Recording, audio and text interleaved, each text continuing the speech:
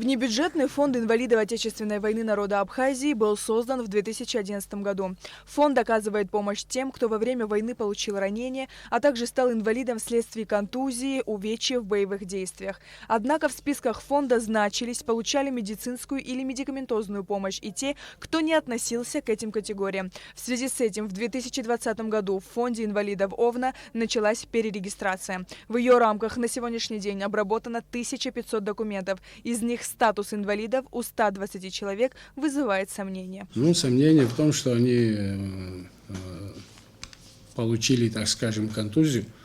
В этом сомнение. Потому что контузию можно получить в боевых действиях.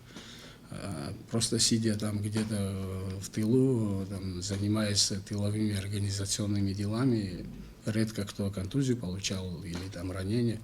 Бывало, но это редкий случай. И вот это хотим упорядочить. Народ должен знать просто своих героев настоящих, так как с каждым днем за 10 месяцев мы похоронили 60 инвалидов, не ветеранов, а инвалидов 60. То есть каждый год, если брать, сколько уменьшаться должны, да? А у нас списки не уменьшаются никак. Из-за этого... С чем это связано, как вы думаете? С беспределом, что происходило вот эти 28 лет, что никто не брался за это, никто не хотел, видать, ответственность брать, да, и так как нас мало остается, правду, которые знают, вот мы решили заняться этим вопросом и довести этот вопрос до конца. Отличить настоящего инвалида войны от лжеинвалида, по словам Ашуа, несложно. Когда человек обращается за помощью, его данные проверяются как в архиве фонда, так и в архиве Министерства обороны. Более того, делается запрос командиру части, которой закреплен тот или иной инвалид. Нужно отметить, что до конца текущего месяца в некоторых районах Абхазии впервые будут открыты филиалы фонда для ускорения процесса. Перерегистрация еще 1500 инвалидов будет продолжена на местах. Заодно знакомиться будут со своими сотрудниками, естественно, и филиалы аптек мы хотим тоже в ускоренном виде открыть. А вот и тоже ждем. Лекарства заказали, как только прибудет машина, мы уже по городам и по районам мы откроем свои филиалы, чтобы чуть-чуть облегчить жизнь наших инвалидов. Сейчас всего лишь работает здесь 13 человек, а теперь по 5 человек в каждом районе, когда добавится, будет нас до 40 человек, которые будут заниматься этим вопросом. Ежегодно в бюджет фонда инвалидов Отечественной войны народа Абхазии поступает около 100 миллионов рублей от налогоплательщиков.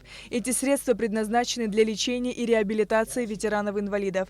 Так, в течение 2020 года, несмотря на пандемию коронавируса, фонд оказал помощь 1500 ветеранам. Из них 500 человек были отправлены на лечение в Российскую Федерацию. Также за год были приобретены лекарства почти на 40 миллионов рублей. Слава Богу, с плюсом год зашли.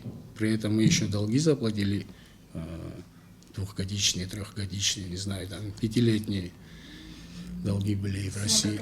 21 миллион составила общая сумма всех.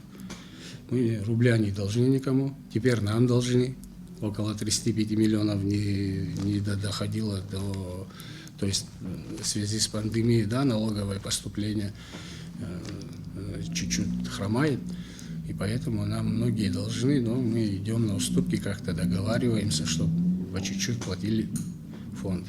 На сегодняшний день инвалиды все приходят сюда за помощью, да? Как филиалы будут открыты? Каждый будет приходить там, где он прописан по району. То есть с заявлением придет в район, где быстро среагирует на его проблему. Многие помнят случай, когда в социальных сетях появилась публикация, в которой один из пользователей интернета выставил списки ветеранов-инвалидов, утверждая, что имена и фамилии многих из них не имеют никакого отношения к войне. Сейчас, по словам Имзара Ашуа, база данных фонда защищена и доступ к ней ограничен. У нас отсюда информации никакой никто не может вытащить так, как ему захотелось, потому что здесь защищенная информация. Так же, как в архиве, как в Минобороне, так же и у нас информация только может обладать тому, кому это надо, а так отсюда информация без нас никуда не уходит. Перерегистрация инвалидов Отечественной войны народа Абхазии будет завершена в этом году. Сария Кварацхеля, Алексей Баструков, Абхазское телевидение.